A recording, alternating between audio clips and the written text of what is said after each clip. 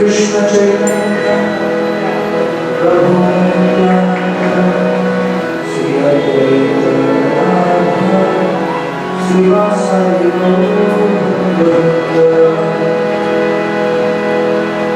Hare Krishna Krishna Krishna Krishna Hare Hare Hare Rama Hare Rama Rama Hare Hare Hare Krishna Krishna Krishna Hare Hare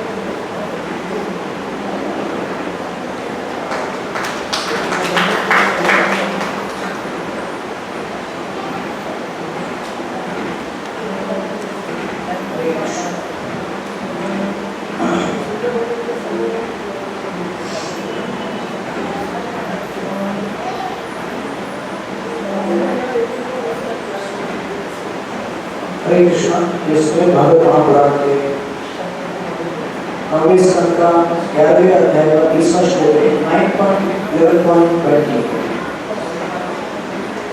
अनुवाद और तात्पर्य श्लोक होकर विभिन्न लीलाओं में सरल दिव्य देहधारी भगवान रामचंद्र का वास्तविक यश इसमें नहीं है कि उन्होंने देवताओं के आगे पर बाणों की वर्षा करके रावण का वध किया और समुद्र पर सेतु का निर्माण किया।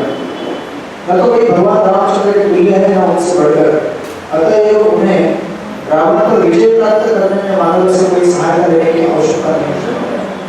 तात्पर्य भगवान को कुछ भी नहीं करना होता और कोई भी न तो उनके तुल्य है न उनसे बढ़कर है, क्योंकि उनकी विधि शक्तियों के द्वारा इस सब सहज भाव से और व्यवस्थित रूप से घटित होता है। भगवान को कुछ भी नहीं करना पड़ता। तदस्य कार्य कर्णच विद्यते, तो जो भी करते हैं वह उनकी लीला है। भगवान को किसी के अधीन रहकर कुछ भी कार्य नहीं करना पड़ता, फिर भी वे अपने भक्तों की रक्षा करने अथवा अपने शत्रुओं का वध करने के लिए प्रकट होते हैं। निसंदेह भगवान का कोई शत्रु नहीं हो सकता, क्योंकि उनसे बढ़कर कौन अधिक शक्तिमान हो सकता है। अतएव किसी के उनके शत्रु होने का प्रश्न ही नहीं उठता। किंतु जब उन्हें लीलाओं का आनंद लेना होता है तो वे इस भौतिक जगत में अवतरित होते हैं और मनुष्य की भांति कर्म करते हैं और इस तरह अपने भक्तों को प्रसन्न करने के लिए अद्भुत महिमाएं कार्य करते हैं। उनके भक्त उन्हीं विविध कार्यों के सदा विजयी होते देखना चाहते हैं। अतएव स्वयं को तथा भक्तों को प्रसन्न करने के लिए भगवान कभी कभी मनुष्य की भांति कर्म करने के लिए राजी हो जाते हैं और भक्तों को संतुष्ट करने के लिए अद्भुत असाधारण लीलाएं करते हैं। हरे कृष्ण। श्री भगवान की जय। आप सब लोगों का स्वागत है हमारे आज के साप्ताहिक कार्यक्रम में। आप सब लोगों का बहुत बहुत धन्यवाद। आप लोग आपका कीमती समय निकालकर आज यहाँ पे भगवान रामचंद्र की लीला को कथन सुनने के आए हैं, इसके लिए आप सबका बहुत बहुत धन्यवाद। और पंखे की हवा के साथ आपका स्वागत है। अगर पंखा नहीं लग रहा है तो बताइए, और कुछ पंखे रिपेयर करने का वो भी करेंगे।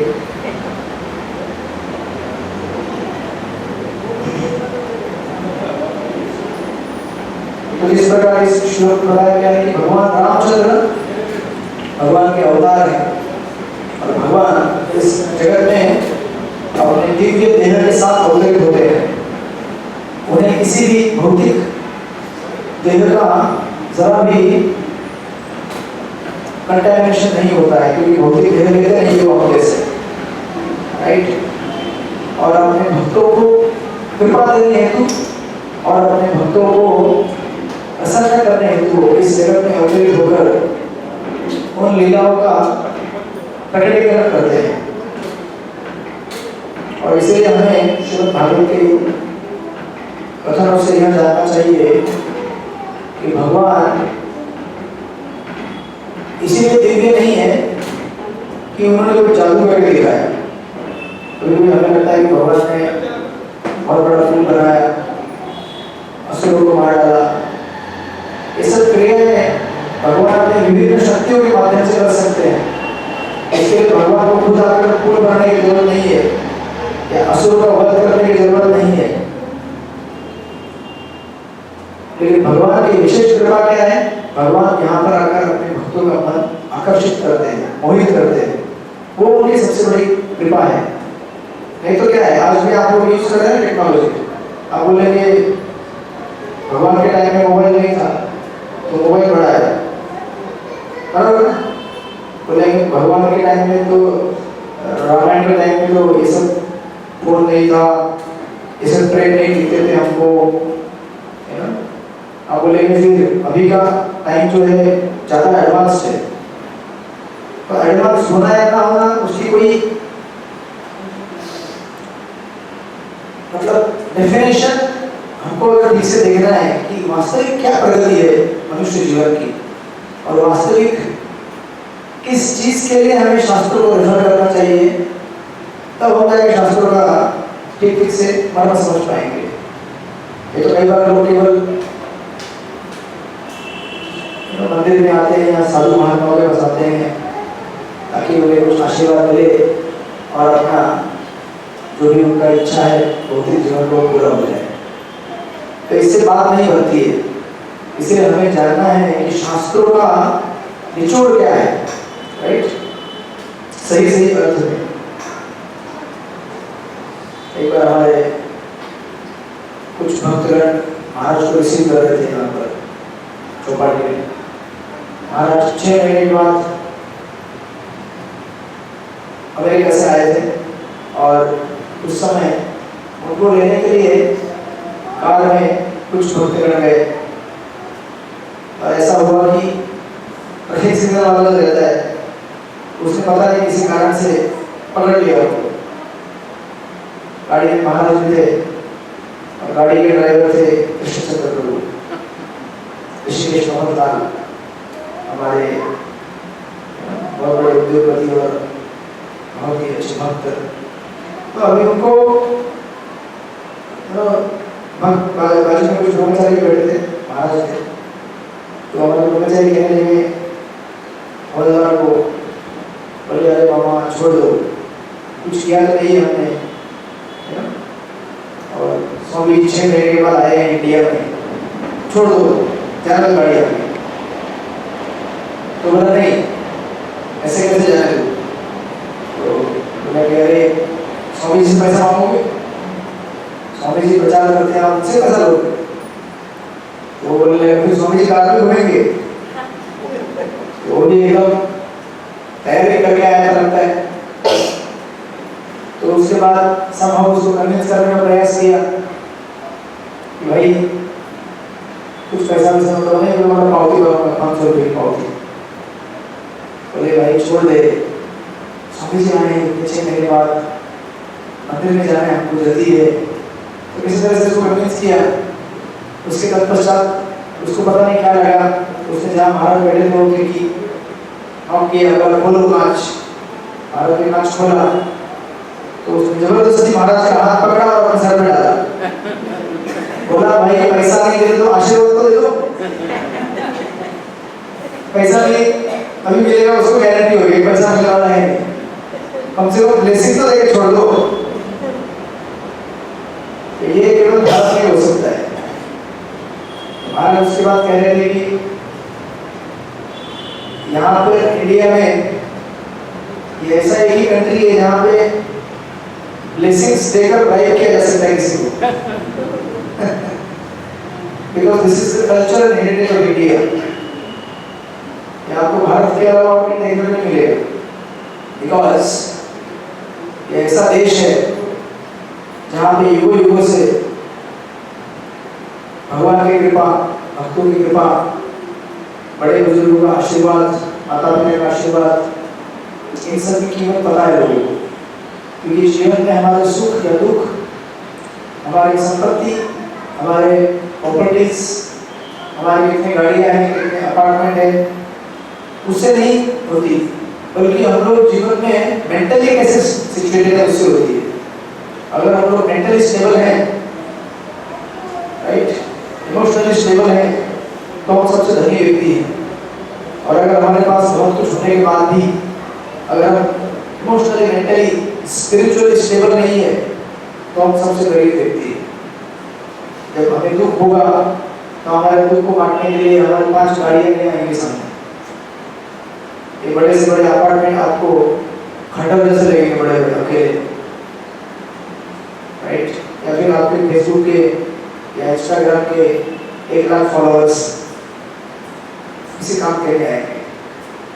तो जब तक जीवन में हमें वास्तविक, ये नहीं बोल रहा कि गाड़ियाँ मत रखिए, एक्स्ट्रा तो मुझे दीजिएगा, गाड़ियाँ रखिए, सोशल मीडिया चलाइए, जो करना है कीजिए, लेकिन याद रखिए जीवन में सुख दुख बांटने के लिए भक्त चाहिए।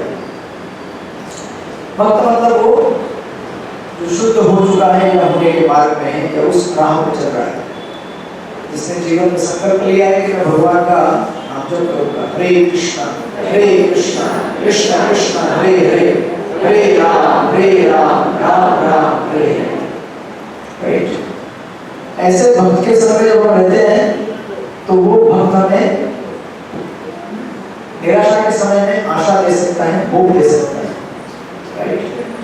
नेक्स्ट है अध्यात्म का इतना बड़ा महत्व है कि हम अध्यात्म से जुड़े रहें और भगवान के नामों का जप करें, सत्संग से जुड़े रहें, कि यही हमारे लिए उम्मीद है जीवन में आगे बढ़ने के लिए।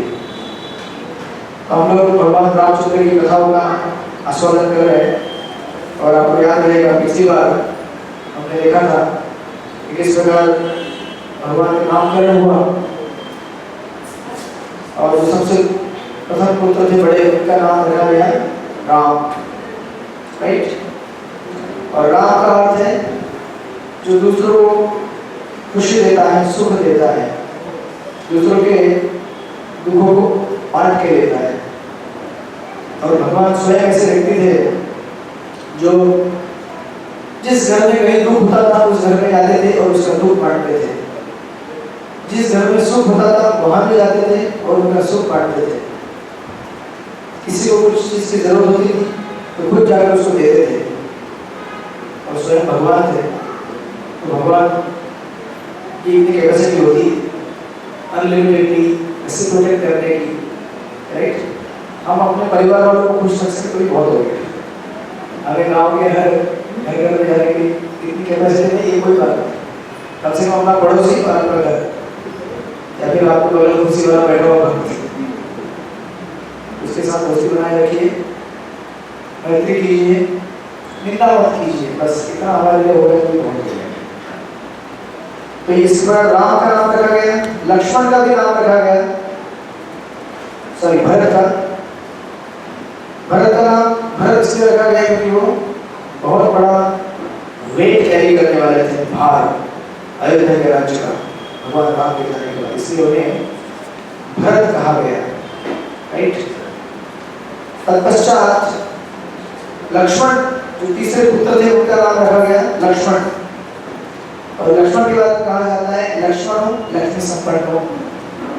लक्ष्मण इसलिए क्योंकि उनके पास बहुत संपत्ति थी, बहुत बड़े धनी थे वो। उनके पास क्या धन था? कौन सा धन था उनके पास? सेवा का धन, राइट। सेवा बहुत बड़ा धन होता है, ये बात सोचिए, सेवा फ्री में मिलता है ऐसे मिल जाता है। बड़े बड़े जन्मों के तपस्या करने के बाद भगवान की सेवा, भक्तों की सेवा करने का मौका मिलता है, ऐसे नहीं मिलता मौका।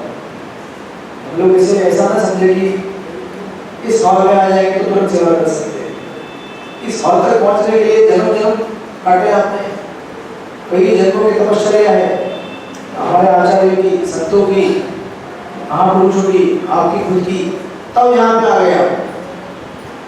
अब अंदर आने के बाद ये अगर आप सोचेंगे ऐसे सत्संग तो बहुत होते रहते हैं, फिर हो गया था, राइट। इसलिए तो बोल रहा हूँ कि मैं यहाँ पे कथा कर रहा हूँ इसलिए, या फिर हमारे कुछ आयोजन लगे इसलिए नहीं। ये तो हम लोग भी सेवा कर रहे हैं, हम लोग भी सेवा कर रहे हैं, हम लोग एक दूसरे को सेवा दे रहे हैं, दोनों मिलकर भगवान को याद करने का एक प्रोग्राम हमने बनाया है। आप बैठते हैं, सुनते हैं तो आप याद करते हैं भगवान को, मैं यहाँ से कुछ पढ़ता हूँ तो मैं भी याद करता हूँ। इस प्रकार की सेवा करने का, भगवान को याद करने का मौका बड़े दुर्लभ मनुष्य जन्म मिला हुआ है, और ये संपत्ति लक्ष्मण जी के पास थी, इसलिए उन्हें कहा गया है लक्ष्मण लक्ष्मी संपन्न। इनके पास प्रचुर मात्रा में धन था भगवान राम की सेवा का, सीता की सेवा का। तत्पश्चात उसके आगे एक पुत्र थे, उनका नाम रखा गया फाइनल जो थे शत्रुघ्न। शत्रुघ्न मतलब ऐसा व्यक्ति, उनके नाम से पता चलता है आपको, ये सबके नाम से पता चलता है, राम लक्ष्मण भरत। शत्रुघ्न मतलब शत्रुओं को, शत्रु को विजय देने वाले, शत्रु को पीड़ा देने वाला, जिसके नाम जो कांप जाए, शत्रुघ्न। तो अभी अगर इनकी हिस्ट्री देखेंगे तो बड़ा विचित्र है, इनका नाम है शत्रुघ्न, लेकिन इन्होंने अपने जीवन काल में केवल एक असुर का वध किया है, और वो असुर है लवणासुर, जो मथुरा के ऊपर उसने मथुरा मंडल में था वो लवणासुर। तो जिसने एक ही असुर का वध किया है उसका नाम शत्रुघ्न क्यों रखा गया है? एक ही शत्रु का वध किया उसने, ऐसा नहीं कि मैंने मेरे पूरे करियर में 100 बड़े बड़े गुंडों को पकड़ा है, डॉन लोगों को पकड़ा है, एक नाम रखा गया शत्रुघ्न। आप कुछ बोल रहे थे? शत्रु में विजय पाना चाहते हैं। ओके, यस, बराबर। शत्रु में विजय पाना चाहते थे, विजय प्राप्त करने के लिए कैपेबल थे। तो रामायण एक्चुअली हमें बताता है और शास्त्र बताते हैं कि हमारे 2 प्रकार के शत्रु रहते हैं। एक शत्रु होता है हमारे हृदय के अंदर, एक शत्रु होता है हृदय के बाहर। तो बाहर उनके लिए उस समय एक ही शत्रु था, लेकिन हृदय के अंदर जो शत्रु है, काम, क्रोध, लोभ, मोह, मद, मात्सर्य, ये बड़े खतरनाक शत्रु है, बहुत बड़े खुमार टेररिस्ट है। जिसने इनके ऊपर विजय प्राप्त कर ली है वो असली विजयी है। और शत्रुघ्न ऐसे व्यक्ति थे, उन्होंने इन सारे षट विकारों के ऊपर विजय प्राप्त कर ली थी, इसलिए उन्हें शत्रुघ्न कहा गया। ऐसा नहीं कि राम, लक्ष्मण, भरत इन्होंने विजय प्राप्त नहीं की थी, उन्होंने भी की थी, लेकिन इनको स्पेशली क्वालिफाइड किया गया है इस आइटम के लिए। और उनके लिए स्पेशल क्या था ऐसा शत्रु? देखिए यहाँ पर इनको देखिए ठीक से, लक्ष्मण ने सेवा की किसकी? भगवान राम की। भरत ने किसकी सेवा की? भगवान राम की। शत्रुघ्न अगर चाहते थे तो भगवान राम की डायरेक्ट सेवा कर सकते थे। और भगवान राम इतने मनमोहक, इतने आकृष्ट करने वाले थे सबको। जब लक्ष्मण जी और सीता और राम वनवास जा रहे थे तो कौशल्या ने कह दिया था, उनकी सुमित्रा ने कह दिया था लक्ष्मण को, देखो लक्ष्मण, वन में जा रहे हो सेवा करने के लिए, राम को देखते मत रहना, उनकी सुंदरता को देखते रहोगे तो सेवा कब करोगे? सेवा करते रहना, मोहित होकर देखते मत बैठना उनको, राइट? डीटी दर्शन इस जन्म में आपके लिए नहीं है, बाद में। This life is only for सेवा। यह अवतार केवल सेवा करने के लिए, बाकी अवतार में दर्शन करते रहना। तो आपको सुनने दर्शन भी किया होगा, उनका लाइफ फॉर्मेलिटी था सेवा के लिए। तो उसी प्रकार शत्रुघ्न ऐसे थे जिन्होंने डायरेक्टली भगवान राम का सेवा नहीं किया, बल्कि किसका सेवा किया? भरत जी का। और ये सबसे बड़ी बात है, भगवान की डायरेक्ट सेवा करना कई बार आसान होता है, लेकिन भगवान के भक्तों की सेवा करना बड़ा कठिन है, बहुत कठिन है, अति कठिन है। आप जब भगवान के सामने आते हैं, राधा गोपीनाथ जी के सामने, चाहे आप 1 रुपया लेके आए, 2 रुपया या 1 करोड़ रुपया, भगवान वैसे मुस्कुराते हैं जैसे पहले मुस्कुरा रहे हैं। चाहे आप आज 4 माला करके आए होंगे, 16 माला करके, भगवान फिर भी मुस्कुराते हैं और आपको भी अच्छा लगता है, इतने प्यारे भगवान है। मैं 4 माला करूँगा, 16 फिर भी मुस्कुराते रहते हैं, या कभी कुछ भी ना करूँ फिर भी मुस्कुराते रहते हैं। अब किसी डिवोटी के सामने आ जाए, पिछले 1 साल से प्रोग्राम में आ रहा है, कोई भगत पीछे पड़ जाता है आपके, प्रभु कितना चंकी हो रहा है। ये प्रश्न सुनते ही बेचारा भगत सोचता है कि इनको कैसे ताल्लुक है, टाल नहीं सकता, क्या करें? प्रेम भी होता है, लेकिन साथ में उस प्रेम की कीमत भी चुकानी पड़ती है। ऐसे कई भक्त हैं हमारे, अचानक फोन कर देते मेरे को, फोन आते हैं सबसे पहले पूछता हूँ। एक भक्त था हमारा, 3-4 महीने से गायब, फोन पे फोन किया जा रहा था, मैं बिजी था, मैं उठाया नहीं, फोन पे फोन कंटिन्यूअस फोन, मुझे लगा कुछ तो अर्जेंट काम है। फिर 2 दिन बाद में फाइनली खुद मुझे लगा कि कॉल करना चाहिए, तो मैंने डायल किया उनको। मुझे ग्रुप क्या हुआ, आप इतना डेस्परेटली कॉल कर रहे थे, मैं एकदम बिजी था, जब भी आप कॉल करते थे तो मैं प्रोग्राम में रहता था। तो मुझे बोलने लगा, ऐसे प्रभु जी बहुत दिन से फोन नहीं किया था, आपसे बात करनी थी, ऐसे ही बात करनी थी, पूछना था आप कैसे हैं। और इंडिया क्रिकेट खेला जाता था, मुझे भी पूछ लो मैं कैसा हूँ। तो मैंने पूछ ही लिया, अच्छा प्रभु हमारा क्यों नहीं कर रहे? प्रभु जी क्या है ना, वो बहुत अच्छा चल रहा था, स्टैंडर्ड आंसर देता है, तो बहुत अच्छा चल रहा था, मैं 8 माह तक पहुंच गया था, लेकिन पिछले 1 महीने से कुछ भी नहीं कर रहा।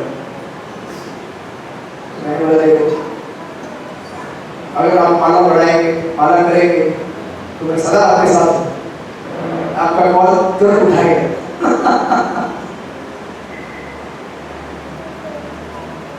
तो फिर थोड़ा सा सीरियस हो गए, फिर बोले मैं करूँगा कल से रोज 5 माला करूँगा, पक्का करूँगा। आज भी गोबर को फोन आया था, एक डिवोटी था, वो 16 राउंड था, 16 वाला पे पहुंच गया था। उसकी मम्मी भी प्रोग्राम में आती थी, वो भी 16 वाला पे पहुंच गई, वो भी 16 वाला करने लगा लड़का, किसी कंपनी के मैनेजर है। बोले ठीक है, बिजी होता होगा। मम्मी बोले नहीं आजकल बहुत चिड़चिड़ा हो गया वो, यार बात भी ठीक नहीं करता उससे। मैं बोला चैटिंग करता है क्या? नहीं, बोले चैटिंग छोड़ दिया उसने। उसकी माँ बोले लगी यार कॉल करो इसको, मेरा नंबर हुआ है। प्रभु कैसे हो आप? प्रभु जी ठीक हूँ, मैं बहुत ठीक हूँ। क्या ठीक हो? ठीक होने छोड़ दिया आपने? तो पॉज, रिप्लाई नहीं आया था मैसेज का, मैं समझ गया। फिर थोड़ी देर बाद रिप्लाई आया, प्रभु जी सब ठीक ठाक है लेकिन चैटिंग नहीं हो रहा है। तो मैंने बोला क्या प्रॉब्लम है? पता नहीं प्रभु जी हो नहीं रहा है। तो बोला ठीक है, कल से एक नंबर फिक्स करो। तो उसने खुद बोला 4 से 8 की लिस्ट कर सकता हूँ। तो मैंने बोला ठीक है, 4 से नीचे नहीं, 4 से 8 मिनट करो। तो फिर बोला ठीक है, बोला अगले संडे को प्रोग्राम पक्का था। तो ऐसे होते हैं डिवोटी। अब ऐसे डिवोटी के सामने कौन जाएगा जानबूझकर? भगवान के सामने बड़े मजे में जाते हैं, क्योंकि भगवान प्रश्न नहीं पूछते। भक्तों के सामने जाएगा तो भक्त प्रश्न पूछेगा, कहाँ गया था इतने दिन तक, किधर था, क्या कर रहा था, कितना जपा हो रहा है, कुछ पढ़ रहे हो क्या? ये सब प्रश्न हमें क्या करते हैं, कुछ लोगों को इरिटेट भी करते होंगे। लेकिन क्या है, संसार में इतनी सारी चीजें हैं, इतने सारे लोगों के इतने सारी बातें सुनते हैं, उसमें एक ये भी ऐड कर लीजिए, ये इरिटेशन अच्छा है, ठंडक हो जाएगा आपको जब आप जप करना चालू करेंगे। हरे कृष्णा कृष्ण कृष्ण हरे हरे, हरे राम राम राम हरे हरे। तो इसलिए भक्तों की सेवा करना बड़ा कठिन है, भक्तों के संपर्क में आना कठिन है।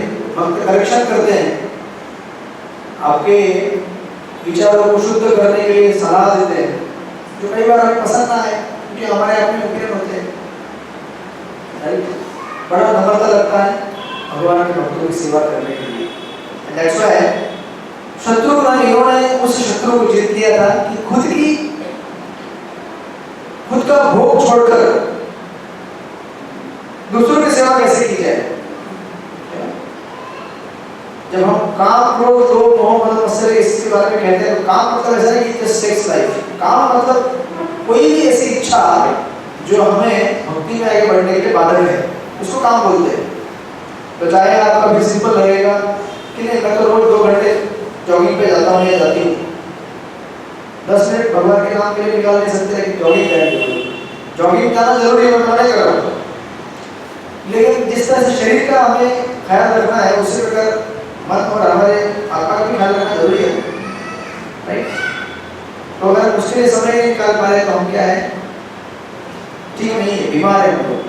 श्रील प्रभुपाद के बारे में शिष्य मिले थे, उन्होंने कहा कि व्यक्ति ने बुक लिखा हुआ है, I am okay you are okay, book का टाइटल था। प्रभुपाद बोले यू आर नॉट ओके। आप भगवान की पूजा अर्चना नहीं कर लेते तो आप ओके नहीं है। प्रभुपाद बोले I am okay you are not okay. जब तक हम भगवान के छत्र छाया में नहीं आते, भक्तों के छत्र छाया में नहीं आते, तब तक हम ओके नहीं है, बीमार है हम लोग। Right, so that's why Shatrughna इन्होंने ये क्वालिटी पर्सोनिफाई किया, सेवा करना भगवान के भक्तों की specially. Right, that's why Shatrughna कहा गया है। उन्होंने विजय प्राप्त की अपने खुद की पर्सनल एंजॉयमेंट को छोड़कर भगवान के भक्तों की सेवा करके। कभी कभी ऐसा होता है ना, हम लोग भी किसी प्रोग्राम में आप हैं और आपको कहा जाता है कि चलो अभी मंगल आरती में थोड़ा यहाँ अरेंजमेंट करो भक्तों के लिए बैठने का, आप बोलते हैं मैं मंगल आरती में सो रहे हैं। अरे पिछले 10 साल से मंगल आरती अटेंड कर रहे हो ना, आज एक थोड़ा सेवा कर लो। मंगल आरती अटेंड करने का फल क्या है? सेवा भक्त करना। मैंने बोला मंगल आरती अटेंड करना कीजिए, लेकिन सेवा आएगी तो उसमें बाद में मना मत करना। जपा करते हैं हम लोग, किस लिए करते हैं जपा? भगवान से सेवा मांगते हैं। भगवान के नाम का उच्चारण करने का अर्थ क्या है? भगवान से सेवा मांग रहे, हे कृष्ण हे राधा रानी मुझे आपकी सेवा में लगाओ, आपकी सेवा मतलब आपके भक्तों की सेवा में लगाओ। अच्छा सेवा आते बोलते सेवा कौन है? भगवान बोलते दिन भर तो मांग रहा था, पिछले 4 महीने से मांग रहे हैं, 10 साल से मांग रहे हैं, सेवा दो सेवा दो सेवा दो। सेवा आते तो गाली देता है। तो फिर ऐसा चैंटिंग हमारा फ्रूटफुल नहीं होगा। ऐसे चैंटिंग से भगवान प्रसन्न नहीं होंगे। महाराज जी के कई भी प्रवचन को सुनिए, दीक्षा के ऊपर दिए गए प्रवचन का लोग सीरीज सुन रहा हूँ, उसके ऊपर महाराज कहते हैं कि अगर हम सेवा भाव में जब नहीं करते तो हमारा जब सक्सेसफुल नहीं होगा। सर्विस एटीट्यूड में हमें हमारा जब करना है कि मुझे सेवा करनी है, इसके लिए क्वालिफाइड होना चाहता हूँ। That's why I am chanting the holy name. Hare Krishna Krishna Krishna Hare Hare, Hare Ram Ram Ram Hare Hare. तो इस प्रकार ये चारों भाइयों का नाम रखा गया, राम लक्ष्मण भरत शत्रुघ्न। और उसके पश्चात रामायण में और कई इसमें वर्णन है। ये चारों एक्चुअली प्रभुपाद जो परपोर्ट में लिखते हैं, हमेशा लिखते हैं Lord Lakshman, Lord Shatrughna, Lord Bharat and Lord Ram, क्योंकि ये चारों क्या हैं? भगवान के अवतार हैं। तो उनके नाम आपने सुने होंगे। राम अवतार है भगवान वासुदेव के, लक्ष्मण अवतार है संकर्षण के। क्या आपने सुना है? वासुदेव संकर्षण प्रद्युम्न अनिरुद्ध। तो ये चारों भाई उनके अवतार है, ये साक्षात विष्णु है चारों। लेकिन उन्होंने अपनी सेवा के लिए तो अपना रोल प्ले किया है, कोई छोटा भाई बना है, कोई बड़ा भाई बना है, राइट। उसके तत्पश्चात जब इनका आगे लीला अभी कथन पड़ेगा, उसके तत्पश्चात कुछ कारण दिए गए हैं कि इन्होंने भगवान राम ने अवतरण क्यों लिया। उसके कुछ पॉइंट्स हम डिस्कस करेंगे, उसको आगे 10-15 मिनट में आगे करेंगे। कहते हैं कि 4 प्रमुख कारण हैं भगवान राम के अवतरण के लिए। एक कारण तो आपको पता है, देवताओं ने आह्वान किया था, पर देवताओं के आह्वान पर भगवान राम अवतरित हो गए कि रावण बड़ा दुष्ट है और बड़ा कष्ट पहुंचा रहा है। ये पहला कारण हो गया। दूसरा कारण था अपने भक्तों को सुख प्रदान करने के लिए। परित्राणाय साधुनां विनाशाय च दुष्कृताम्। ये गीता में भगवान भी कहते हैं कि असुर का वध करने के लिए और जो सुर है भक्तगण है उनका उत्साह बढ़ाने के लिए, उनको एनकरेज करने के लिए भक्ति में भगवान प्रकट होते हैं। दूसरा कारण हो गया ये सारे देवता भगवान के भक्त हैं, राइट। और उसके तत्पश्चात ऐसे कई भक्त हैं भगवान अपने राम पूरे विचरण में सीता के खोज में से अनेक भक्तों से मिलेंगे। उन सारे भक्तों को आशीर्वाद देने हेतु और उनको भगवत धाम के लिए जाने हेतु प्रकट हुए। तो हो गए। तीसरा एक कारण बताया जाता है जो कि थोड़ा एसोटेरिक है लेकिन शास्त्र में डिस्क्राइब है। एक बार लक्ष्मी और नारायण वैकुंठ में है ना एक साथ बैठ के, अभी भगवान नारायण का आसन क्या है? शेषनाग, बराबर। तो भगवान शेषनाग के ऊपर बैठे थे, लक्ष्मी जी सेवा कर रही थी। और लक्ष्मी जी कहने लगी कि हम दोनों पति पत्नी हैं, लेकिन हम दोनों कभी कहीं घूमने जाते हैं क्या? कभी गए कभी घूमने? मुझे तो यहाँ पे अकेलापन भी महसूस नहीं होता थोड़ा बहुत। क्यों? क्योंकि यहाँ पे इतने सारे भक्त आपको मिलते रहते हैं। हम पति पत्नी है तो हमें कहीं घूमने जाना चाहिए, एक हमारा भी प्राइवेट स्पेस होना चाहिए, कुछ बातें करेंगे हम लोग रोमांटिक। जैसे रुक्मिणी देवी और भगवान श्री कृष्ण द्वारका में बातें करते हैं बैठकर। कृष्ण कहते हैं इससे प्यार कर लिया आपने, छोड़ से भाग के आया हूँ मैं और तुम्हें छोड़ के यहाँ पे आया। इतने बड़े बड़े राजा तुम्हारे लिए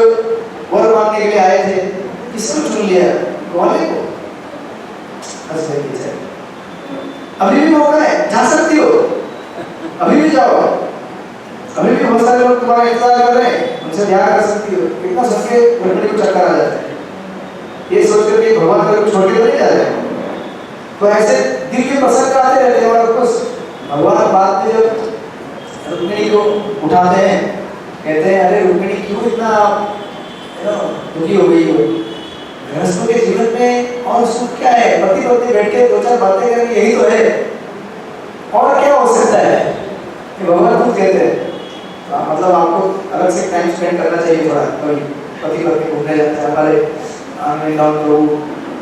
जब राजा महाराज से शुरुआत कहते थे, महाराज खुद कहते थे सुनो कभी अपनी पत्नी को चौपाटी लेके जाओ घूमने के लिए, खुद महाराज कहते थे ये गृहस्थ का धर्म है, ये पति का कर्तव्य है कि पत्नी को कभी घुमाने लेके जाए, महाबलेश्वर माथेरान कुल्लू मनाली, राइट।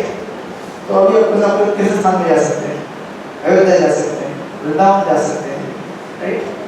ये अपने आश्रम के कुछ ऐसे पल है जहाँ पे आप रिलैक्स हो सकते हैं, चिंतन कर सकते हैं कि हम अध्यात्म में आगे कैसे बढ़ेंगे, कैसे घर परिवार को आगे लेके जाएंगे। तो लक्ष्मी सोचने लगी, नारायण को कहने लगी कि देखो यहाँ पे कोई हॉट स्पॉट है, इतने सारे भक्त आते रहते हैं और कोई भक्त ना रहे तो ये ऊपर से शेषनाग ये घूरता रहता है, हमेशा देखता रहता है कि कोई यहाँ पे दूसरा डिस्टर्ब ना करे। तो मुझे ना कभी ऐसा प्राइवेट स्पेस मिला है कि आपसे शांति से बैठ के बातें करने का, घूमने फिरने का, तो बड़ी मैं दुखी हूँ। तो इस प्रकार लक्ष्मी जी जब सोच रही थी, लक्ष्मी जी सोचते सोचते उन्होंने पृथ्वी की तरफ देखा, तो देखा कि कुछ एक पति पत्नी का जोड़ा कहीं दूर घूमने के लिए जा रहे थे। तो उन्होंने देखा देखो ये कैसे घूमने जा रहे हैं, हमें भी ऐसे घूमने जाना चाहिए। तो भगवान बोले हाँ आइडिया अच्छा है हमें जाना चाहिए। शेषनाग भी सुन रहे होंगे, ऐसा वातावरण चल रहा भगत है, इसलिए तो उन्होंने फिर सोचा होगा अरे आप दोनों जाओगे मैं भी आ जाऊंगा, लक्ष्मण बन के आ जाऊंगा मैं भी तो इनकी वार्तालाप चल रही थी। भगवान ने बोल दिया ठीक है हमें जाना चाहिए, चलते हैं। और भगवान एक्चुअली उस लक्ष्मी जी की इच्छा को पूरा करने हेतु पृथ्वी पर अवतरित हो गए। ये एक कारण है, तीसरा कारण, one of the main reason. और एक्चुअली देखा जाए तो जब भगवान राम अवतरित हुए तो भी मौका नहीं मिला लक्ष्मी और नारायण यानी सीताराम को अकेले घूमने का, क्योंकि यहाँ पे जब विवाह होके भी आई, एक तो पहले इतना समय लगा विवाह होने में, 12 साल बीत गए, विवाह होके आई तभी भी तीनों क्या बोलते हैं आप मदर इन लॉ, तीन मदर इन लॉ थे, एक नहीं थी ना, तीनों हमेशा यहाँ वहाँ घूमते रहते थे उनके आसपास। तो लक्ष्मी जी बोलने लगी अरे यहाँ पे भी कुछ मिल नहीं रहा है स्पेस। तो फिर उस समय उन्होंने कहा कि कुछ भगवान सोचते हैं कि किसी कारण से हमको यहाँ से बाहर निकलना चाहिए, तब जाके ये सब सीता सॉरी या वनवास की लीला वो लीला तब प्रविष्ट हो गई उसमें। तो उसके ये कारण है अंतर का कारण, आपको हमारे लिए अंतर का कारण तो नहीं रहता, हमारे लिए भगवान हमें बड़ी बात है। तो भगवान एक्चुअली ऐसे लीलाएं रचते हैं ताकि हम लोग उसका आस्वादन कर सके और हम लोग उन लीला मग्न हो सके, राइट। इस प्रकार ये तीसरा कारण है प्रमुख कारण, तो भगवान इसके अवतरित लक्ष्मी को प्रसन्न करने के लिए। चौथा कारण कहते हैं कि एक्चुअली भगवान रंगनाथ जो आज श्रीरंगम में है, मालूम है आपको श्रीरंगम करके धाम है दक्षिण भारत में तमिलनाडु में, वहाँ पे भगवान रंगनाथ का अर्चन विग्रह है, बहुत सुंदर। ये भगवान रंगनाथ का डीटी एक्चुअली सबसे पहले ब्रह्मा जी ने वर्षित किया था, स्वयं भगवान ने दिया था ब्रह्मा जी को, ब्रह्मा जी ने वर्षित किया था कई सालों तक, और फिर उनको वर्षित करने के बाद उन्होंने उसको हैंडओवर किया था इक्ष्वाकु महाराज को, जो कि भगवान रामचंद्र के डायरेक्शन में आते हैं।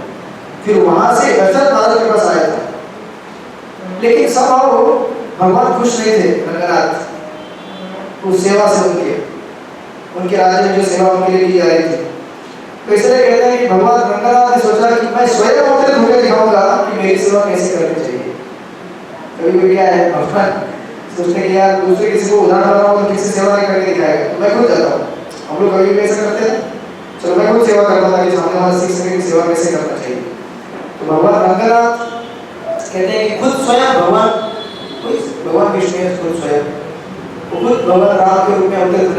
निर्णय लिया। तो ऐसे इनके 4 कारण हैं भगवान रामचंद्र के अवतरण के। एक पैसेज ऐड किया गया है उसमें, रामायण में उसका कथन किया गया है ताकि हमको याद रहे कि भगवान किन किन कारणों के लिए अवतरित होते हैं, उनके पीछे क्या क्या उद्देश्य होते हैं, राइट। उसके तत्पश्चात जब हम इस कथा में आगे बढ़ते हैं तो भगवान राम, फिर उसके बाद भरत, शत्रुघ्न और लक्ष्मण छोटे छोटे बालक थे। अब प्रॉब्लम क्या है कि इनकी बाल लीला ज्यादा नहीं है, तो आपको बाल लीला ज्यादा मिलेगी, डायरेक्ट धनुष्मान मिलेगा। लेकिन जो भी लीला बताई गई है क्या हुआ है अनेक रामायण के वर्जन में, उसमें से कुछ मिलाया है। तो ऐसा हुआ कि एक बार ये बालक चारों तरफ उनको रखा गया था, क्या कहते हैं उसको, कडल पालने में, तो रोने लगे, बहुत रोने लगे, रो रहे थे। और कितना भी इनको शांत किया जाए शांत नहीं होते थे। तो ये वशिष्ठ मुनि को बताया गया कि ये बच्चे रो रहे हैं, शांत नहीं होते। तो फिर उस समय वशिष्ठ मुनि वहां पे आए, उन्होंने थोड़ा सा ऑब्जर्वेशन किया। फिर उन्होंने क्या किया, अब कैसे रखा हुआ था वो, पहले राम का कडल था, उसके बाद भरत का, फिर लक्ष्मण का और फिर शत्रुघ्न का। तो कुछ दिव्य योजना के तहत और अंडरस्टैंडिंग के तहत वशिष्ठ मुनि ने भगवान राम के बाजू में भरत का पालन करके रख दिया और शत्रुघ्न के बाजू में लक्ष्मण का। तब जाके उनका चिल्लाना थोड़ा कम हो गया, शांत हो गए थोड़े, लेकिन फिर भी हो रहे थे। फिर वशिष्ठ मुनि सोचने लगे अभी भी शांत नहीं हो रहे। फिर उन्होंने क्या किया, जिस पालने में राम सोए थे, लक्ष्मण को उनके पालने से उठा के राम के पालने में डाल दिया, झूले में, और शत्रुघ्न उनके पालने में डाल दिया भरत। तब जाके वो लोग चुपचाप एकदम शांत, क्योंकि इनकी बचपन से जोड़ी जम गई थी। भरत के सखा थे शत्रुघ्न और राम के सखा थे लक्ष्मण। एक ही पालने में डालने की वजह से एकदम ग्रैंड हो गया, मतलब जगह कम था, लेकिन एकदम शांत। ये उन्होंने बचपन से सिग्निफाई कर दिया है ना लक्ष्मण ने कि मैं तो राम के साथ ही रहूंगा, और इस तरफ शत्रुघ्न ने दिखा दिया कि मैं तो भरत की सेवा करूंगा। बचपन से सिग्निफाई था। इसके बाद जब भी ये बालक कभी रोते थे तो इनका सिंपल सॉल्यूशन था जस्ट उनको पास पास रख दिया जाए, शांत हो जाते। जैसे श्री चैतन्य महाप्रभु की लीला में आप करेंगे, जब महाप्रभु रोते थे तो कई बार जो बच्चों का ख्याल रखने के लिए जो स्त्रियां थी वहाँ पे, सच्ची माता थी, वो आके कोशिश करते थे बच्चों को शांत करने की, बच्चा शांत नहीं होता। लेकिन उनको एक बार समझ में आया कि अगर हम जब ये बालक रोता है निमाए, तो अगर हम हरे कृष्णा कृष्ण कृष्ण हरे हरे, हरे राम राम राम हरे हरे, इसका जो कीर्तन करते हैं तो बालक शांत हो जाता है। ऐसा बालक चाहिए हमारे घर में। तो जब भी महाप्रभु रोते थे तो कीर्तन चालू, महाप्रभु ऐसे थे, उनको कीर्तन करना था तो रोना चालू कर देते, और कीर्तन चालू तुरंत बच्चा शांत। भगवान ऐसे धीरे धीरे योजना बनाते हैं हमको भक्त बनाने के लिए, भगवान को खुद रोना पड़ता है ताकि हम लोग उनका नाम ले सके, राइट। और यहाँ पे भी वही है कि इस प्रकार ये दिखा रहे हैं कि है ना लक्ष्मण कि मैं सेवा में रहूंगा राम के, और भरत ये कहने लगे कि मैं सेवा में रहूंगा लक्ष्मण के, सॉरी भरत के, शत्रुघ्न। इस प्रकार इनका है ना लालन पालन होने लगा। और बच्चे थे छोटे, इनकी ज्यादा बाल लीला नहीं, छोटी छोटी कुछ अगर आप देखेंगे रामायण में केवल 10 श्लोकों में बाल लीला बताई गई, केवल 10, 24,000 श्लोक है रामायण में, लेकिन उसमें से केवल 10 श्लोक बाल लीला के। तो उसमें से दो कुछ कथन यहाँ बताए गए। एक कथन ऐसा है कि एक बार अंतरा, अभी धीरे धीरे सारे कैरेक्टर इंट्रोड्यूस होना चालू हो जाएंगे इसमें किरदार है। बच्चे थे छोटे छोटे, खेल रहे थे, खेलते खेलते वो जो मिट्टी का जो गोला रहता है पानी में मिलाया हुआ है सब जो मिल गया, तो एक दूसरे को फेंक के खेल रहे थे। तो ऐसे फेंकते फेंकते और थोड़ा बहुत आचरण भी सीख गए थे लोग, यहाँ भगवान है उनको सीखने के बाद में खुशी। तो ऐसा हुआ कि एक बार ऐसे खेलते खेलते एक दूसरे को मार रहे थे, और इनकी तीनों माताएं देख रही थी, बड़े प्रसन्न हो रही थी। बालक खेल रहा है, कूद रहा है। माँ के लिए आनंद की बात क्या हो सकती है? बच्चा खेल रहा है, बच्चा रो रहा है तो भी माँ खुश होती है कि हेल्दी है बच्चा। रो रहा है मतलब हेल्दी है, या ठीक से खा रहा है। तो देख रही थी बच्चे खेल रहे थे, एक दूसरे को मारा मारी कर रहे थे। इतने में कुछ तो कारण था, या कुछ सेवा होगा कि वो माता अपनी सेवा में लग गई थी। बच्चों को देखने के लिए वहाँ कोई नहीं था उस समय, और वशिष्ठ मुनि भी नहीं थे वहाँ पे। तो भगवान राम ने देखा कि वहाँ पे मंथरा है। और मंथरा का आपको पता है उसका ये था, क्या बोलते उसका, हंस था, कुबड़। तो भगवान राम ने देखिए, भगवान राम बहुत गंभीर पर्सनैलिटी है, उनकी ज्यादा नटखट लीलाएं नहीं है, इतनी गिनी चुनी एक कोई लीला है, वो भी बाल्यकाल में उन्होंने की है। तो उन्होंने वो घूंटा उठाया, बराबर वहां पे ऐसे टारगेट से डाल के मार दिए, बराबर उनके इधर। और उन्होंने यहाँ से तीर छोड़ा। जब वो भगवान थे तो बराबर जानते थे कैसे तीर करना है, क्या करना है, ऐसा नहीं कि उनको लग जाता। बराबर मारा तो फूट गया और पूरे मंत्रा के बॉडी में फैल गया। पूरा बेचारी लथपथ हो गई मिट्टी और मैल से। सब बच्चे देखे हंसने लगे, चारों खेलने लगे। माता एक पहले देख रही थी, उन्होंने देखा अरे क्या हो गया, तो भी देख के मुस्कुराने लगी, हंसने लगी। उनको लगा बच्चे खेल रहे हैं, मनोरंजन के कुछ चल रहा है। लेकिन मंथरा काफी सीरियस हो गई। उसने तो एकदम बड़े खतरनाक तेवर से देखा। और यही प्रसंग जो है महाभारत में यही पैटर्न मिलता है, आपको याद रहेगा। जब दुर्योधन इंद्रप्रस्थ में गया था, इंद्रप्रस्थ का महल ऐसा बनाया था माया रावण ने कि जहां पे है ना पानी है वहां लगता था शीशा है, शीशा पानी के जैसा लगता था। एक बार मेरे साथ कैसा हुआ था कि किसी ऑफिस में कहीं गया था, इतना ट्रांसपेरेंट, समझ में नहीं आ रहा कि सामने ग्लास है। मैं गया और सीधा ठोक दिया ग्लास को। ग्लास है यहाँ पे। सबसे पहले मैंने देखा इधर कोई देख रहा है। ठीक है चलो आगे बढ़ो।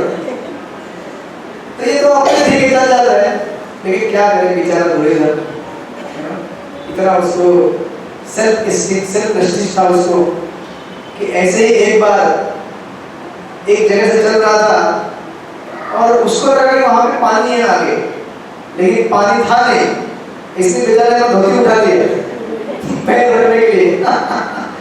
सारे पांडव देख रहे थे, यहाँ से कौरव भी देख रहे थे, जो भी उस सभा में थे।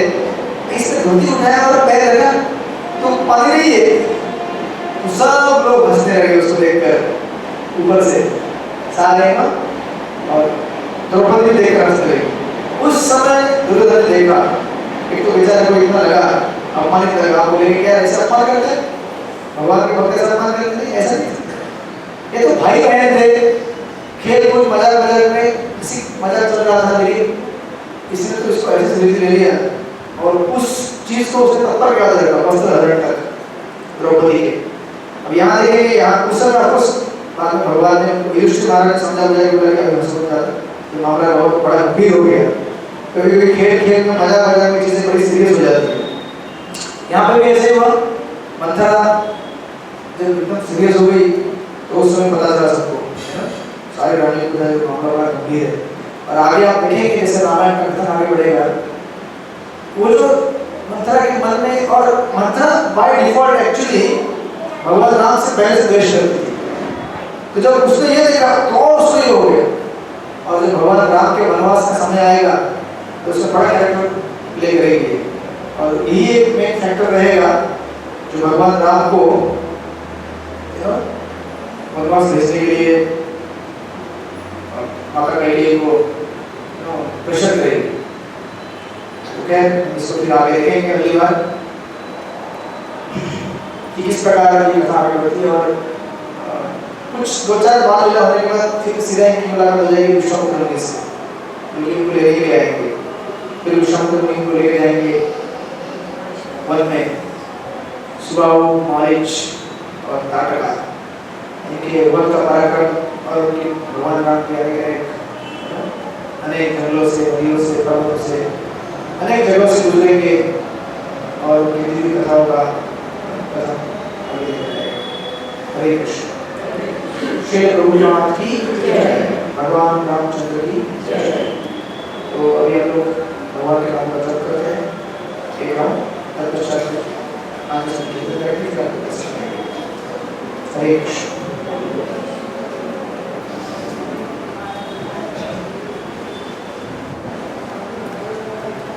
Gracias.